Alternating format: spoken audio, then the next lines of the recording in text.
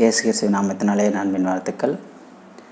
இன்று 5ஆம் நாளாக தேவன் எவ்வளவு படைத்தார் அப்படின்றத நம்ம பார்க்க போகிறோம். ஆதிகாமம் 1ஆம் அதிகாரம் 20வது வசனம் 20வது வசனம் முதல் 23வது வசனம் வரை.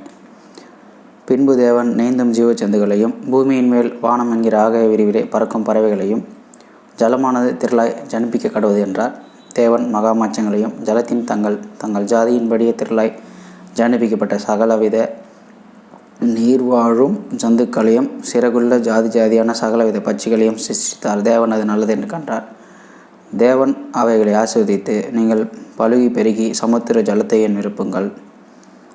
நிரப்புங்கள் என்றும் பறவைகள் பூமியில் பெருக கடவுது என்றும் சொன்னார்.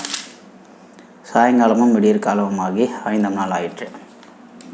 பார்த்துலைங்களா, இந்த கடல்வாழ் உயிரினங்கள், நீர்வாழ் உயிரினங்கள், அதாவது பார்த்திங்கன்னா மீன்கள், சுறாக்கள், சகலவித அந்த ஆக்டோபஸ், நட்சத்திர மீன், அதுக்கப்புறம் பார்த்திங்கன்னா அந்த பூமியில் இருக்கிற பறவைகள், எல்லா பறவைகளும் சின்ன பூச்சியிலிருந்து கழுகு வரைக்கும் எல்லா பறவைகளையும் உருவாக்குறார் 5ஆம் நாள்.